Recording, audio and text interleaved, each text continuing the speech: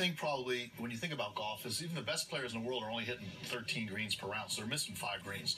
So when you look at the best players, it does come down to having a great short game and great putting. And the top players in the world, that's what they have. That's what makes them the top. But when they are playing practice rounds, such as today, we're out here on number 10 at Pebble Beach, you know, you have to take into consideration, don't always play where the pin is. You know, you may do that when you're playing for real, but when you're practicing, you got to create different shots. So, for example, this first ball here, I'm in the rough. I'm going to use a more lofted club, probably my lob wedge, which is a 60 bent to 59, so I can get the ball up because I don't have a lot of area for the ball to stop. Get the ball up in the air a little bit. For a shorter shot, I'm going to use this club right now to this first ball.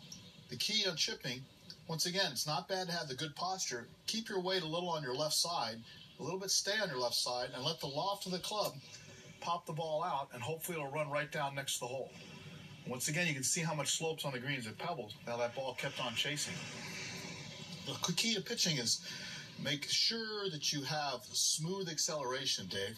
Not quick acceleration, but smooth acceleration to where you're going to be able to pitch out like that. An acceleration for an amateur player, you've got obviously the Pacific and Stillwater behind you. You've got all kinds of trouble.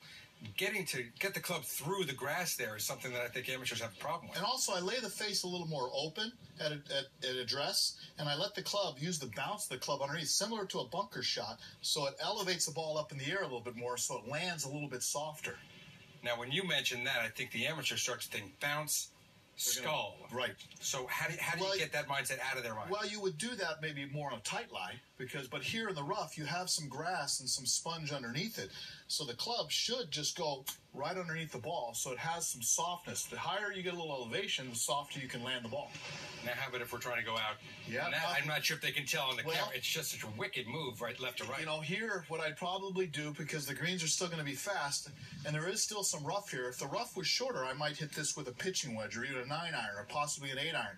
But because we still have some rough, I still need a little bit of loft, so I'm going to use my middle gap wedge, which is 54 degrees. I'm going to have somewhat of the same position.